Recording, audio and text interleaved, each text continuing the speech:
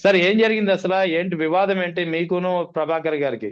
Sir మీకు క్లుప్తంగా ఒకే రెండే రెండు సెంటెన్సుల్లో చెప్పేస్తా సార్. యా యా చెప్పండి సార్. ఇదేంటంటే అతను తెలుగుదేశం పార్టీని ట్రాప్ చేశాడు. ఓకే.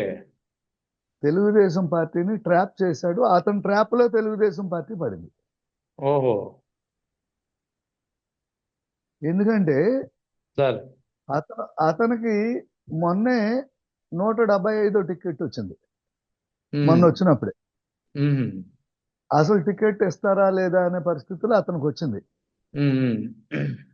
రెండోది ఏంటి అంటే మళ్ళీ అతనికి తెలుగుదేశం టికెట్ రాదు అనేది అతనికి ఒక క్లియర్ గా అతనికి ఒక నమ్మకం ఉన్నట్టుంది. రైట్. రెండేంటి అంటే ఇతన్ని తెలుగుదేశం పార్టీలో తప్పితే బయటకు వస్తే ఏ పార్టీ జాయిన్ చేసుకోడు. మ్మ్. ప్లస్ ఇతని జీవితం, ఇతని అభివృద్ధి, ఇతని ఆర్థిక వనరులు, ఇతని సంపాదన అంతా కూడా తెలుగుదేశం పార్టీయే. ఓకే. దీని మీద ఇతనికి ఇతను తెలుగుదేశం పార్టీలో నుండి బయటకు వస్తే ఇతనికి లైఫ్ లేదు. మ్మ్. తెలుగుదేశం పార్టీని అడ్డం పెట్టుకుని చేయటమే ఇతను ఏం చేసినా. ఇతను ఇండివిజువల్ గా తెలుగుదేశం పార్టీలో నుండి బయటకు వస్తే ఇతను సంతలో కుక్కను కొట్టినట్టు కొడతారు. ఓకే. ఇతనికి ఏమి ఇక్కడేం పర్సనల్ చరిష్మా లేదు, ఇతని వల్ల జరిగేది లేదు. ఓన్లీ మీ మీడియాలో వాటిల్లో అక్కర్లేని మ్మ్. హైప్ వచ్చి ఇతను ఏదో పెద్ద పరిటాల రవి గారి లాగా అట్లా ఒక మ్మ్. బిల్డప్ తెచ్చాడు. అదే ఎక్కువ ఊహించుకోవడం. ఎక్కువ ఊహించుకోవటం. మ్మ్. దానికి ఏమైంది అంటే దురదృష్టవశాత్తు కొన్ని మీడియా ఛానల్స్, మ్మ్. కొంతమంది అనలిస్టులు, ఓకే. వీళ్ళందరూ కలిపి వీళ్ళు కూడా గ్రౌండ్ రియాలిటీ చూసుకోకుండా, మ్మ్. గ్రౌండ్ రియాలిటీ వీళ్ళకి తెలియదు. మా కాన్స్టిట్యున్సీలో ఏం జరిగిందో తెలియదు, మా కాన్స్టిట్యున్సీలో ఎవరిని అడగరు వీళ్ళు. అంతేలేండి సార్. అవును. అడగకుండా వీళ్ళు ఎక్కడో కూర్చుని వీళ్ళు డిసైడ్ చేసేస్తారు దెందులూరు నియోజకవర్గంలో ప్రజల అభిప్రాయాలు. మ్మ్. అది దాని ద్వారా తెలుగుదేశం పార్టీకి ఒక రాంగ్ మెసేజ్ ఈ మీడియా సంస్థలు కొన్ని, ఈ అనలిస్టులు కొంతమంది, మ్మ్. వీళ్ళ వల్ల ఆ పార్టీకి ఒక తప్పుడు ఇండికేషన్ వెళ్తుంది. ఓకే. ఆ వెళ్ళటం ద్వారా పార్టీకి మరింత నష్టం జరుగుతుంది. అతను ఏంటి అంటే ఎట్లా ట్రాప్ చేశాడు? నేను ఒక ప్రెస్ మీట్ పెట్టానండి. ఎప్పుడు 2/5/2026 ప్రెస్ మీట్ పెట్టాను. మే 2వ తేదీనా? మే 2వ తేదీన మొట్టమొదటిసారి. మ్మ్. ఏమని? ఆ లిక్కర్ మీద, నేను ఆ, పాలసీ మీదే, లిక్కర్ ఓకే. పాలసీ ఇది అయితే ఈ విధంగా మా నియోజకవర్గంలో జరుగుతుందని చెప్పాను నేను, అంతే. రైట్. ఓకే. నేను పెట్టిన ప్రెస్ మీట్ ని ఎవరు ఖండించలా. మ్మ్. అది అట్లా జరగట్లేదు, నువ్వు తప్పుడు ప్రెస్ మీట్ పెట్టావు, తప్పుడు ఇన్ఫర్మేషన్ ఇచ్చావు నన్ను ఎవరు అనలా. ఓకే. ప్లస్ నా ప్రెస్ మీట్ కి అనుకూలంగా తెల్లారి 80 బెల్ట్ షాపుల మీద రైడ్ చేసాము, 3,300 సీసాలు సీజ్ చేసామని చెప్పి పోలీసులు చెప్పారు, ఎక్సైజ్ పోలీసు. ఓకే. అంటే నేను చెప్పింది కరెక్టేగా? అంతే కదా, లేకపోతే పోలీసులు ఎందుకు చర్యలు తీసుకుంటారు? జరగదు కదా సార్. మ్మ్. అది అయిపోయిన తర్వాత ఈ ప్రెస్ మీట్ అయిన ఒక 4-5 రోజుల్లో నా మీద కొంతమందితో యూట్యూబుల్లో పెట్టించాడు నా మీద. మ్మ్. ఏమని? ఆ, నా నా ఫ్యామిలీ ఇష్యూస్ ఎత్తుకుంటా అసలు నువ్వెవడోరా ఇక అట్లా పెట్టేస్తాడులేండి మావాడు. ఓకే. మా ఎమ్మెల్యేకి అది అది బాగా అలవాటు, వెనతో పెట్టిన విద్య. ఎవరైనా బలహీనంగా దొరికినోడి మీద ముందు దాడి చేసేస్తాడు. మ్మ్. బలవంతుడి మీద దాడి చేయడు ఇతను. బలహీనల మీద. బలహీనులను చూసి వాళ్ళ మీద దాడి చేసి దాన్ని ఇప్పుడు ఈ సోషల్ మీడియాలో వస్తుంది కదండి, అవునండి. దానికి అతనే పెట్టించుకుంటాడు ఈ టైగరో లేకపోతే ఈ లైను ఈడు అది ఇది మ్మ్. అని. ఓకే. ఇక్కడ కుక్క కూడా కాదు అతను. మ్మ్. కుక్క అయితే రైట్ కాసు కన్నా మరుగుద్ది, అతనికి అది కూడా రాదు. ఓకే. అయితే అట్లా చేసి నా మీద పెట్టించిన తర్వాత మళ్ళీ నేను జూన్ 6వ తారీఖున ప్రెస్ మీట్ పెట్టా. మ్మ్. ఈ ప్రెస్ మీట్ లో నా మీద ఎవరైతే ఈ యూట్యూబుల్లో వాటిల్లో పెట్టారో, పోస్టులు పెట్టారో వాళ్ళని టార్గెట్ చేసి వాళ్ళు ఒక 4-5 ఇష్యూస్ ఎత్తితే ఆ 4 ఇష్యూస్ కి ఆన్సర్ చేశా. మ్మ్. ఆ ఆన్సర్ చేసే క్రమంలో అతను నా నా బిడ్డ గురించి ఒకడు మాట్లాడాడు. మ్మ్. మీకు ఆ విజువల్ ఉంటుంది సార్, చూసుకోండి. ఓకే, నేను అవి చూస్తానులేండి నేను సార్. మాట్లాడింది ఉంటుంది, మీది మీకు పోదు కదా అది. అవును సార్, అవును. నేనే నేనేం చెప్పాను అంటే, నేను దానికి ఆన్సర్ చేస్తూ, అరే నా బిడ్డ ఈ విధంగా చేసింది, మ్మ్. దాంట్లో అనైతికం ఏమీ లేదు. మ్మ్. మీరు నేను ఇష్యూ బేస్డ్ గా మాట్లాడితే మీరు నా మీద వ్యక్తిగతంగా మాట్లాడారు. నేను అవును. సింగులర్ సంబోధన కూడా చేయలేదు సార్. ఓకే. సింగులర్ గా సంబోధన చేస్తే ఎమ్మెల్యేని చేసేవాడిని. మ్మ్. అక్కడ అసలు ఎమ్మెల్యే టాపిక్ లేదు. నా మీద పోస్టులు పెట్టిన వాళ్ళు మాట్లాడుతూ, మ్మ్. మ్మ్. నా కూతురు ఈ విధంగా చేసింది, కొంతమంది పిల్లల్లాగా పక్కలు మార్చలేదు నా కూతురు, అనుకున్నది చేసి దానికి కట్టుబడిందని చెప్పా. Okay, right. దాన్ని నేను చెప్పే 6వ తారీఖు ఇతనికి అది మొన్న గుర్తొచ్చిందంట. మ్మ్. మొన్న గుర్తొచ్చి నా ప్రెస్ మీట్ లో, పోను నువ్వు ఇట్లా అన్నావు, తప్పన్నావు అని నాకు ఖండించలా. మ్మ్. నేను తప్పంటే ఓ పోలీసు రిపోర్ట్ ఇవ్వలా. మ్మ్. పోనీ అతన్నే ఉంటే నా మీద డెఫమేషన్ దావా వేసుకోవచ్చు, అది చేయలా. జనరల్ గా ప్రజలందరూ ఏం చేస్తారంటే అండి, తెల్లారిగట్ట 3 నుండో 3:30 నుండో లేచి రాత్రి 10 గంటలకు పడుకుంటారు. మ్మ్. ఈ ఆత్మలు, ప్రేతాత్మలు, రాక్షసులు, దెయ్యాలు 10ంటికి లేచి 3 వరకు పనిచేస్తాయి అంటారు. ఓకే. ఇతను 10ంటికి మొదలు పెడతాడు, 10 మ్మ్. దాటాక. మామూలు మనుషులు మొదలు పెట్టే టైంలో ఏవి ఉండవండి. ఎవరి మీద అదే. దాడి చేసినా రాత్రి 10 మ్మ్. నుండి తెల్లారిగట్ట 3 గంటల లోపు. ఓకే. ఇతను మోడస్ ఆపరండి అది. మ్మ్. ఇతను ఈ క్రమంలో ఏం చేశాడు అంటే, తెలుగుదేశం పార్టీ ఎట్లాగో నాకు టికెట్ ఇచ్చేటట్లేదు, మ్మ్. ఈ పార్టీ టికెట్ ఇవ్వకపోతే నన్ను ఎవరో చేర్చుకోరు, మ్మ్. పైపెచ్చు నేను ఒకరిని అడ్డం ఉన్నా. మ్మ్. ఇతను ఏం చేస్తాడు అంటే, ఈ కాన్స్టిట్యున్సీలో ఎవరన్నా ఆర్థికంగా, సామాజికంగా అతనికన్నా బలవంతులు ఎవరన్నా ఉంటే వాళ్ళ దగ్గర గుంజుకోవాల్సిన మట్టు గుంజుకొని వాళ్ళ మీద ఏదో ఒక వంకేసి పార్టీ నుండి బయటికి పంపేస్తాడు. ఓకే. ఆ పంపేయటం ద్వారా ఇతను ఏంటి అంటే, తెలుగుదేశం పార్టీకి ఒక ఇండికేషన్ ఏమిస్తాడు అంటే, ఇక్కడ నేను ఒక్కడనే క్యాండిడేట్ ని, మీకు ఆల్టర్నేటివ్ లేరు అని. మ్మ్. ఇక్కడ ఇప్పుడు నేను అడ్డం వచ్చా. మ్మ్. నేను అడ్డం వచ్చిన క్రమంలో నన్ను వదిలించుకోవాలి. ఓకే. ఆ వదిలించుకోవటానికి ఈ ఈ వ్యూని తీసుకొచ్చి నన్ను అన్నారు, నా కూతుర్ని అన్నారు అని చెప్పి దీన్ని సింపతి గెయిన్ చేస్తూ పార్టీని ట్రాప్ లోకి తెచ్చాడు. మ్మ్. తెలుగుదేశం పార్టీ కూడా ట్రాప్ లో పడింది. అంటే మీరు ఇప్పుడు కూడా తెలుగుదేశం పార్టీలో లీగల్ సెల్ లో ఉన్నారు కదా, అయినా మీ మాట వినలేదా పార్టీ? నన్ను వివరణ అడగాలి కదండి, నన్ను సస్పెండ్ అవును. చేయాలంటే. ఎట్లా? నన్ను ఎవరో వివరణ అడగల. ఓకే. వివరణ అడగకుండా ఇతను అంటే ఎమ్మెల్యే కదా, ఇతను ఎమ్మెల్యే అంటే మరి మ్మ్. ఈ నియోజకవర్గాలను వాళ్ళకి రాసి ఇచ్చేస్తారేమో, మరి నాకు తెలియదు అట్లా. మ్మ్. ఎమ్మెల్యేకి రాసి ఇచ్చేస్తారేమో. అతను ఇక ఏదో మన పోకిరి సినిమాలో ప్రకాష్ రాజ్ గారు చెప్పినట్టు గిల్తే గిల్లించుకోవాలన్నట్టు, ఆ. అంటే కాన్స్టిట్యున్సీలో ఉన్న వాళ్ళంతా ఎమ్మెల్యే గిల్తే గిల్లించుకోవాలి, ఇక ఎవరికి మ్మ్. చెప్పకూడదు అనుకుంటా. ఓకే. అట్లా వాళ్ళు ఏం చేశారు అంటే నన్ను సస్పెండ్ చేశారు. మ్మ్. ఇప్పుడు ఇతనికి ఏంటి, 1 షాట్ 2 బర్డ్స్. మ్మ్. ఒకటి నేను బయటికి వెళ్ళా, 2 తెలుగుదేశం పార్టీకి ఇంకో క్యాండిడేట్ లేడు, మళ్ళీ ఇతని మీద ఆధారపడాలి. అంతే కదా. ఇక ఎవరు బయటకు కూడా రారు. లాయర్ని కూడా మ్మ్. సస్పెండ్ చేశారా, పార్టీ కూడా వినలా, మనకెందుకనే భావం వచ్చేస్తుంది. మ్మ్. సో అంతిమ లబ్ధిదారుడేమో అతనయ్యాడు, అంతిమ నష్టం ఏమో పార్టీకి జరిగింది, నాకు లాభం లేదు, నష్టం లేదు. అవును. వాస్తవానికి ఈ ఈ మీరు కూడా ఆయన ఆస్పిరెంట్ గా ఉన్నారా దెందులూరు నుంచి కమింగ్ ఎలక్షన్స్ లో? లేదా ఉన్నా సార్. మొన్న ఎలక్షన్ లో కూడా మీరేమైనా ఆశించారా? నేను మొన్న ఎలక్షన్ లో పార్టీకి ఏం చెప్పాను అంటే, ఇతనికి ఇవ్వద్దు, రైట్. మీరు ఎవరికన్నా ఇవ్వండి, నేను పనికొస్తాను అనుకుంటే పంపించండి, నాకన్నా ఇంకా మంచి వాళ్ళు ఉంటే వాళ్ళని పంపించండి, ఇతనికి మాత్రం ఇవ్వద్దని చెప్పా. ఓకే. సరే ఇచ్చారు. వాస్తవానికి ఆయనకు మీకు ఈ వివాదం ఇప్పుడు కొత్తగా స్టార్ట్ అయింది, గతం నుంచి ఉందా? అసలు ఏ విషయంలో వివాదం ఉంది? అంటే వివాదం అనేది ఏమీ లేదు సార్. 2024లో నేను క్లియర్ గా నేను నీతో కంటిన్యూ కావట్లేదు అని నేను అతనికే చెప్పా. ఓకే.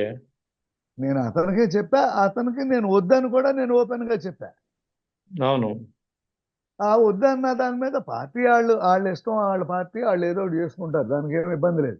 ఉమ్, నేను చెప్పాల్సింది ఏదో నేను చెప్పానండి. ఉమ్, ఆ చెప్పిన దాని మీద ఇప్పుడు ఏంటంటే 2 షాట్స్, 1 షాట్ 2 బర్డ్స్. ఏంటంటే నేనేమో బయటకు వచ్చేసాను, పార్టీ ఇతని మీద ఆధారపడాల్సిన పరిస్థితి తీసుకొచ్చేసాడు. ఆ ఉమ్, ట్రాప్ లో పార్టీ పడిపోయింది. ఉమ్. అంటే కనీసం వాస్తవానికి ఇప్పుడైనా ఎంతమంది టీవీల్లో ఉన్నారు, అనలిస్టులు ఉన్నారు, అసలు దాంట్లో ఏమయ్యా నీ పేరెత్తి అతను ఎక్కడన్నా మాట్లాడా, నీ ఉమ్, బిడ్డ పేరెత్తి ఎక్కడన్నా మాట్లాడా, అతను జనరలైజ్ చేసి చెప్పిన ఇష్యూని అసలు నువ్వెందుకు ఆపాదించుకుంటున్నావు? ఉమ్, ఉమ్, అంటే నీ స్వార్థం, నీ రాజకీయ మనుగడ కోసం నువ్వు నీ కన్న కూతురుని కూడా రోడ్డు మీదకి తెచ్చేస్తావా అని ఉమ్, ఉమ్. ఒక్కళ్ళు అడగలేదండి. మరి మన సమాజం ఎంత గొప్ప సమాజం! అదేలేండి. ఒక్కళ్ళు అడగలా, కనపడుతుందిగా. ఉమ్. అడగాలి, ఎందుకంటే మీరా అందరూ అందరూ మీరు చెప్తున్నట్టు చింతమనేని ప్రభాకర్ ఇన్ఫ్లుయెన్స్ లో పడిపోయి ఉన్నట్టున్నారు.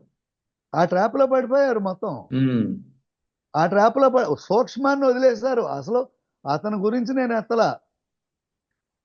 నేను నా ప్రెస్ మీట్ లో కూడా స్టార్టింగ్ గా చెప్పా, ఇదిగో ఈ విధమైన అభియోగాలు నా మీద రేజ్ చేశారు, వాటికి ఆన్సర్ చేస్తున్నానని 1 బై 1 చెప్పుకుంటూ వచ్చా. ఓకే. ఆ వీడియోలు పెట్టింది వేరే వాళ్ళు అయినప్పుడు నేను వాళ్ళకి ఆన్సర్ చేసినప్పుడు అసలు ఇతనికి సంబంధం ఏంటి? అవును కదా. ఇతను ఎట్లా ఆపాదించుకుంటాడు? ఉమ్. పోనీ పలానా అతను కూతురని నేను అన్నానా? నేను నా బిడ్డ గురించి నేను చెప్పుకుంటూ, నా బిడ్డ గురించి ఒక ఒక గర్వంగా ఉండే ఇష్యూ ఒకటి చెప్పాను నేను, జనరలైజ్ చేసి. అవును. ఆ చెప్పిన దాంట్లో తప్పేమొచ్చింది వీళ్ళని ఎవరినన్నా ఉమ్. నేను? ఒక సార్ ఆ రోజు ఆడపిల్లని ఆ ఒక రోజు మీ ఆడపిల్లని రాజకీయ లబ్ధి కోసం రోడ్డు మీదకి తేవడానికి సిగ్గుండాలి కదా సార్? ఎవరు అవును. చెప్పాలి సార్?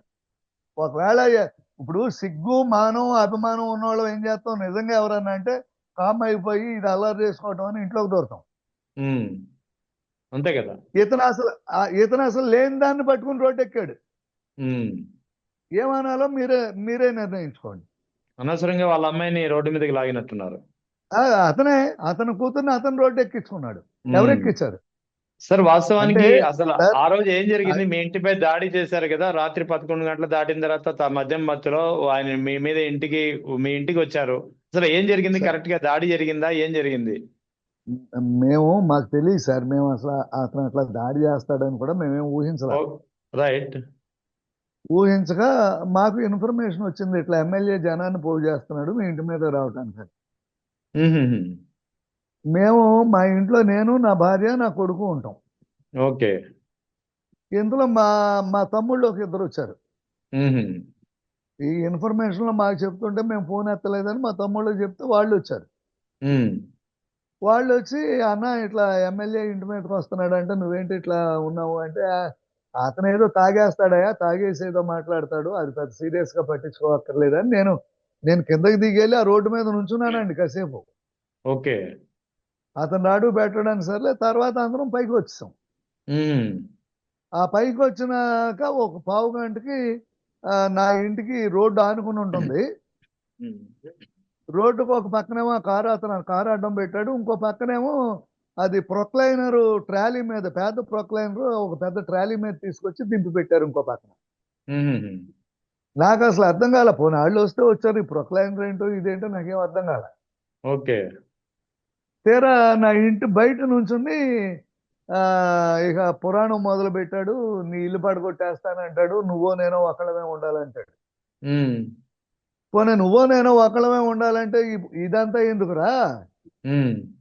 అసలు మన ఇద్దరం చూసేసుకుందాం రా అన్న. ఓకే. మన ఇద్దరం చూసేసుకుందాం రా, నువ్వు ఎట్లాగో ఇద్దరిలో ఒకళ్ళం ఉండాలంటున్నావు కదా,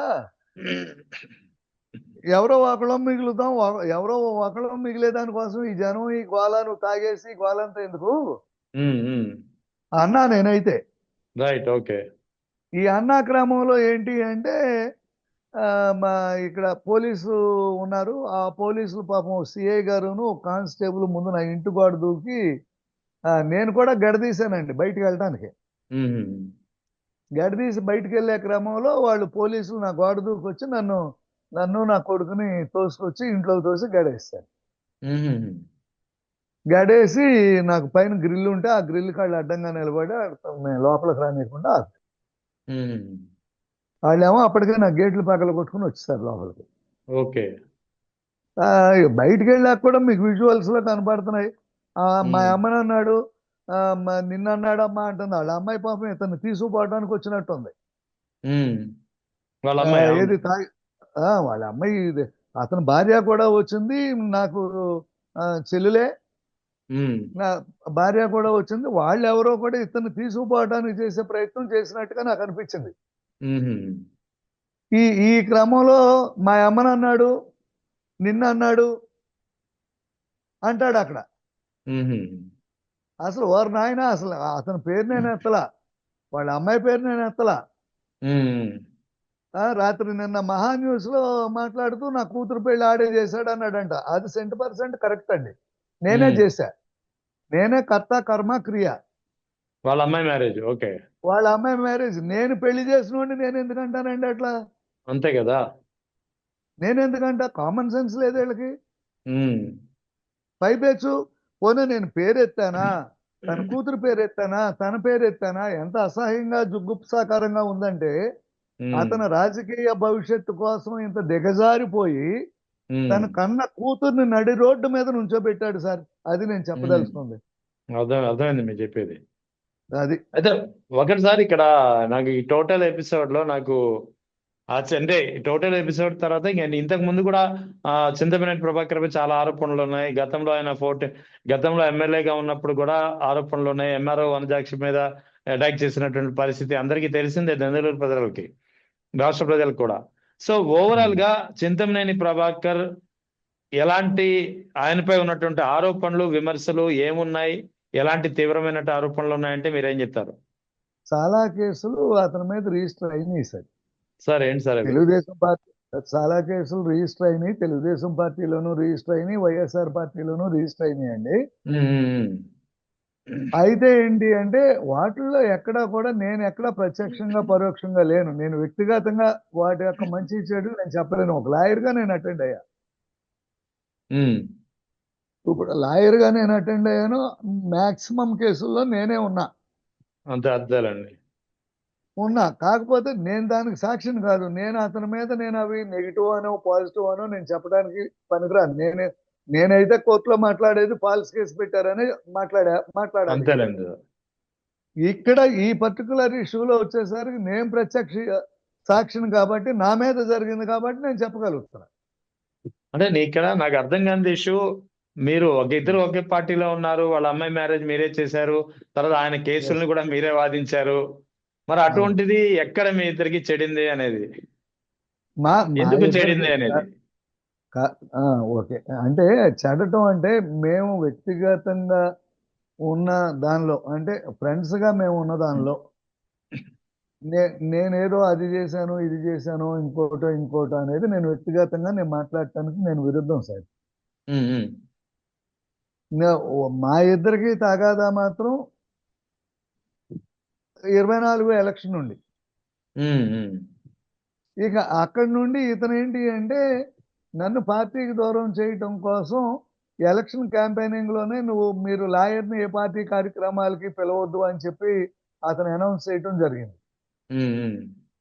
పైపెచ్చు నేను నా ఇంట్లో ఏమైనా ఫంక్షన్ జరిగితే ఎవరినన్నా పిలిస్తే భోజనాలకు ఎవరన్నా వస్తే కూడా వాళ్ళని కూడా పార్టీకి అడంగా పెట్టాడు. ఉమ్. ఇతను మోడోస్ ఆపరేండి ఏంటి అంటే తెలుగుదేశం పార్టీకి కార్యకర్తకి కనెక్షన్ ఉండదండి మా నియోజకవర్గంలో. అంతా ఇతనే. అంతా ఇతనే. ఒకవేళ ఎవరన్నా ఏ లెటర్ అన్నా పెడితే పార్టీ పైకి ఆ లెటర్ ఇతని దగ్గరికి వచ్చేస్తుంది. ఉమ్. ఇక ఆ లెటర్ వచ్చిన తర్వాత అవతలని సాధించడం మొదలు పెడతాడు.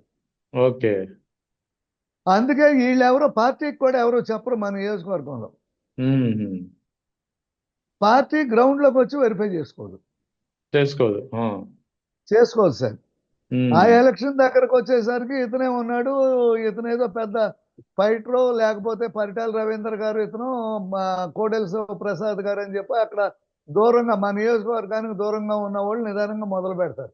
ఉమ్, వాళ్ళు ఇక్కడికి రారు, ఇతను చూడరు, ఇతను చేసేదాన్ని క్వశ్చన్ చేయరు, ఎవరు మాట్లాడరు. ఉమ్, ఇక్కడ ప్రజలతో సంబంధాలు ఉండవు. ఉమ్, వాళ్ళు ఏదో మాట్లాడతారు, ఆ రాంగ్ ఫీడింగ్ పార్టీకి పంపిస్తారు. ఉమ్. ఇప్పుడు ఈ 175 నియోజకవర్గాలు ఒక నియోజకవర్గం, ఆ పార్టీ అధినేతలకి ప్రతి నియోజకవర్గం గ్రౌండ్కి వెళ్ళి చూడలేరు కదండి. అవునులేండి. ఆ రాంగ్ ట్రాక్ లో ఇతనికి టికెట్ రావటమే తప్ప ఇతను ఇతని మీద టికెట్ ఇతనికే ఇచ్చేయాల్సినంత నెసెసిటీ అయితే ఈ నియోజకవర్గంలో లేదు. అలానే ఇంకో లీడర్ ఎవరైనా ఉన్నారా కొని దెందులూరు నుంచి ఇప్పుడు మీరు కాకుండా? పార్టీ చూసుకోవాలి సార్. లీడర్ల ఆ, కరువు ఏముంటుంది సార్? ఇతను ఏమన్నా విద్యావేత్త, ఉమ్. ఆర్థికవేత్త, ఇండస్ట్రియలిస్టా, బూతువేత్త తప్ప ఏంటి సార్ అతను నైజం ఏంటి మరి? ఏమీ లేదు సార్. అతను మోడస్ ఆపరేండి ఏంటి అంటే, ఎవరైనా కొంచెం నోరెత్తుతారు, వీళ్ళు మన పార్టీలో మన ఏమైనా క్వశ్చన్ చేస్తారు అనుకుంటే వాళ్ళని దగ్గర రానిది సార్. ఉమ్, వాళ్ళని దూరంగా పెట్టి మిగతా వాళ్ళకి అందరికీ చెప్తారు, మీరు పలానా వాడిని ఎంటర్టైన్ చేయమాకండి అని. ఉమ్, పోలీస్ స్టేషన్లోను ఎంఆర్ఓలకి, ఈవెన్ ఎలక్ట్రిసిటీ డిపార్ట్మెంట్తో సహా చెప్తాడు. ఉమ్. అసలు మీకు ఒక ఎగ్జాంపుల్ చెప్తా అండి. చెప్పండి. ఇతను పొలం పక్కన ఒక ఆయన ఉన్నాడు, బలుసు రాజారావు అని, జగన్నాథపురంలో. ఓకే. ఆ బలుసు రాజారావు అన్న ఆయన తెలుగుదేశంలో కూడా, ఇతని గురించి వైసీపీలో, మా నియోజకవర్గంలో వైసీపీలో ఉన్నోళ్ళు మాక్సిమం మంది తెలుగుదేశంలో ఓళ్లే అటు పోయింది. ఓకే, రైట్ రైట్, అర్థమైంది. ఇక్కడ మాకు వైసీపీ బలపడటానికి కారణం ఇతనే. ఉమ్, అతను పొలం ఉందండి, మీరు ఎవరన్నా వస్తారండి, నేను చూపిస్తా. బోర్లు ఉంటే అతను బోర్లలో మోటార్లు లాగేసి బోర్లు కప్పెట్టేసి, ఉమ్, ఆ బోర్లలో ఉన్న సర్వీస్ కనెక్షన్లు, మోటార్లు, ట్రాన్స్ఫారాలు మొత్తం పట్టుకుపోయాడు. ఉమ్. మా మేనత్త గారు భర్త, మా మేనత్త గారే ఉన్నారు మా ఊరు దగ్గర. ఉమ్. మా మేనత్త కొడుకు, నేను, ఈ ప్రభాకరు, మేమంతా క్లాస్మేట్స్. ఉమ్. ఓకే. అతను ఎలక్షన్ ముందు ఇతనికి ₹1,00,00,000 ఫండ్ ఇస్తా అన్నాడు. ఉమ్. తర్వాత ఇతనికి నాకు తేడా వచ్చిన తర్వాత అతను ఇవ్వలా. ఉమ్. ఈ ఇవ్వలేదు అనే కోపంతో, ఉమ్. వాళ్ళకి వ్యవసాయ పొలాలు ఉన్నాయండి మాకులాగా. రైట్. వ్యవసాయ పొలంలో పశువులు ఉంటాయి. మీకు ఉమ్. విచిత్రమైన కేసు ఇది. ఆ ఉమ్. పశువులు వ్యవసాయ పొలంలో ఉన్న బోరు నీళ్లు తాగుతున్నాయి, ఆ తాగటం ఇల్లీగల్ అని కరెంటు డిపార్ట్మెంట్ తో పశువుల మీద కేసు కట్టించాడు. అబ్బా అబ్బా అబ్బా. పశువులు పొలంలో ఉన్న బోరు వాటర్ తాగటం నేరం అట. ఆహా. వాళ్ళ ఇంటి దగ్గర కోళ్ళు ఉంటాయి కదండి, పెంచుకుంటాం కదా రైతు వారీగా. అవును అవును. ఆ కోళ్ళు ఉండే దగ్గర ఒక లైట్ ఉందంట. ఉమ్. ఆ కోళ్ళకి ఆ లైట్ పెట్టడం తప్పంట. రాత్రిపూట చూసుకుంటా ఉంటుందని పెట్టుకుంటారండి రైతులు. అవును. ఈ కోళ్ళ మీద, ఆ గేదెల మీద కేసు కట్టించాడు కరెంట్ డిపార్ట్మెంట్ తో. ఉమ్. అది నడుస్తుంది. ఇక ఇట్లాంటివి మీకు చెప్పాలంటే కోకోలాలండి. అంటే అక్కడ వ్యవస్థ కూడా ఈయన చెప్పినట్టే నడుస్తుంది అంటారా ఏంటి? అన్ని అన్ని సార్, వ్యవస్థలు. పట్టాదారు పాస్ పుస్తకం తెచ్చుకోవాలి అంటే ఇతను చెప్పాలండి ఎంఆర్ఓకి. ఓకే. ఓ పోలీస్ కేసు కట్టాలి అంటే ఇతను చెప్పాలండి ఎస్ఐకి. ఉమ్. ఓ కరెంట్ సర్వీస్ రావాలి అంటే ఆ ఏఈకి ఇతను చెప్పాలండి. ఓ. అసలు ఏవి కూడా ఇండివిజువల్ గా ఏ ఫంక్షన్ ఉండదు. ఒకవేళ ఉన్నా వాళ్ళని కూడా బూతులే తిడతాడు. వాళ్ళు బయటికి చెప్పుకోలేరు ఎంప్లాయీస్. ఉమ్. అది సార్ ఇప్పుడున్న పరిస్థితి. ఇంకొకటి సార్, వాస్తవానికి ఇప్పుడు మీరు చెప్తున్నారు కదా ఆయన తెలుగుదేశం పార్టీ ఈయన ట్రాప్ లో పడిపోయిందని చెప్పి. సో ఆ, 2029 వచ్చే ఎన్నికలకు ఈయన ఉమ్. భవిష్యత్ ఏంటి, టీడీపీ భవిష్యత్ ఏంటి దెందులూరులో అంటే ఏం చెప్తారు మీరు? అంటే ఇతనికైతే, ఇతను ఏ పార్టీలో ఉన్నా గెలవడు సార్. ఉమ్. అంటే ఏ పార్టీ అంటే వేరే పార్టీలు ఏ టికెట్ ఇస్తే తెలుగుదేశం అదేలే. ఇవ్వాలి, లేకపోతే. అంతే అంతే అంతే. మొన్న కూడా ఈ వేవ్ని బట్టి గెలిచాడు కానీ, లేకపోతే ఇతను ఎక్కడ గెలుస్తాడండి? ఉమ్. ఉమ్. ఉమ్. వేవ్లో బయటపడ్డాడు. అందరికి 50,000 60,000 వస్తే ఇతనికి 26,000 27,000 వచ్చాయి. ఉమ్. ఆ, అంటే చావు తప్పు కన్ను లొట్టపోయింది మొన్నే. అవును. సో ఈ రేపు ఎలక్షన్ డెఫినెట్ గా నాకు తెలిసి అతని జీవితంలో ఆఖరిసారి ఇది. ఉమ్. ఇంకా మళ్ళీ అతను ఇక్కడ గెలుస్తాడు అనే కాన్సెప్టే లేదు అసలు, దానికోసం ఆలోచన ఎక్కదు. మరి అతను గెలవడం అంటే ఇంకా టీడీపీకి కూడా అక్కడ ఇక అది అవకాశం లేదు. ఇక అది పార్టీ చూసుకోవాలి సార్. మరి పార్టీ ఈడే ఏదో చూసుకోవాలి. ఆ, ఆ, ఈడే ఏదో పెద్ద పుట్టింగ్ ఈ పెద్ద లీడర్ నేషనల్ లీడర్ అనుకుంటున్నారుగా. ఉమ్, అది కూడా పార్టీకి కూడా తెలుస్తుంది రేపు. ఉమ్, ఉమ్. సో ఇంకా లాస్ట్ ఉమ్. ప్రశ్న. వాస్తవానికి ఆ, చింతమనేని ప్రభాకర్ మీకు కావాలి, మీ పార్టీకి చెందినటువంటి ఎమ్మెల్యే. ఆయనతో ఏం వివాదం జరిగింది, ఏం జరుగుతోంది, ఆయన ఎలా వ్యవహరిస్తున్నారు అంతా వివరించారు. గతంలో అబ్బాయి చౌదరి వైఎస్ఆర్ కాంగ్రెస్ పార్టీ నుంచి అక్కడ ఎమ్మెల్యేగా ఉన్నారు.